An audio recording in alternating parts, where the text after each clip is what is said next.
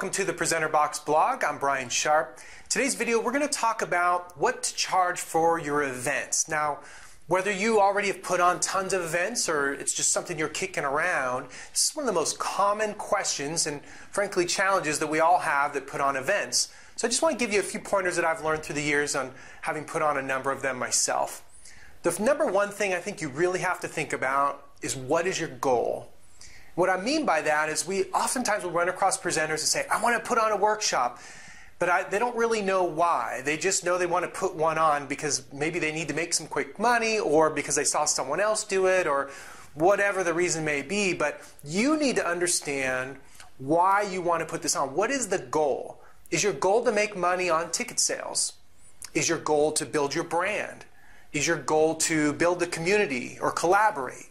Or is your goal to maybe ultimately get some products and services sold at the end of the event? Doesn't matter. There's no right or wrong answer to that.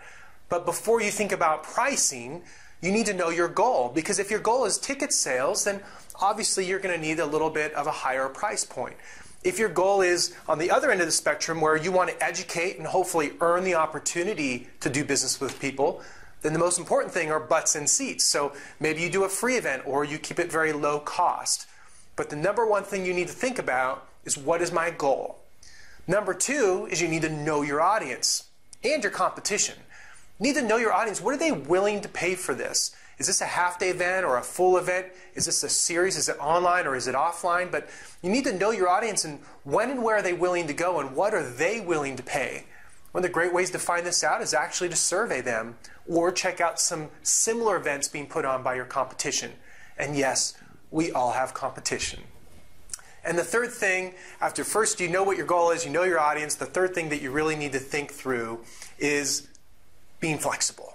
It may not be correct the first time. You may need to adjust your price. You may need to offer a 2-for-1. You may need to have a coupon. You may need to have an affiliate program. I don't know what it might be, but just know that you have to have some flexibility in your pricing. Where we've seen too many presenters make mistakes and end up having to, either fail miserably at the event or worse yet, cancel it altogether. It's because they stick up this super high price and they're set in their ways because they know it's valuable and then no one shows up. Remember, our number one goal overall is butts and eyeballs.